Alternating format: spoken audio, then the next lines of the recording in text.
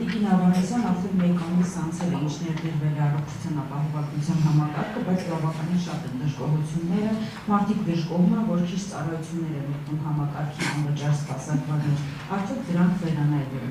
Մի հատ կասեք, այդ ինչ հարցում եք իրականացրել դժգոհությունների, որ այդպես ընդհանրական հարցը տալիս եք։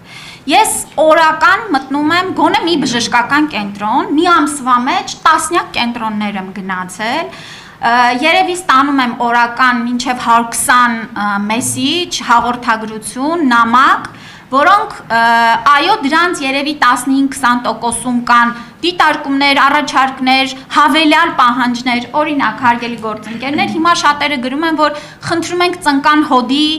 էնդոպրոթեզն էլ մտցնել, այո, բայց գիտեք, բացի 80%-ը, բացի այդ 20%-ի այսպես առաջարկներ դիտողություններից 80%-ը շնորհակալություն է, օրհնանք է եւ ի վերջո իրենց գլխավոր կարիքի բավարարման մասով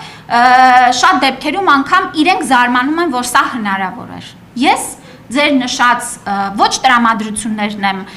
տեսել, լսել եւ արձանագրել, դրա համար հարցին էլ չեմ պատասխանի։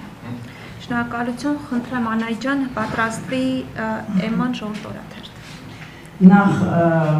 գործընկերս ասաց, որ process-ը տևել է 3 օր, ես ասեմ, որ շատ ավելի երկար դեպքեր կան։ Եվ այստեղ պոլիկլինիկաների թողունակության խնդիրն է մեկ եւ առնետ համակարգի աշխատանքն է երկուսը։ Այսինքն մարդ կարող է առնետ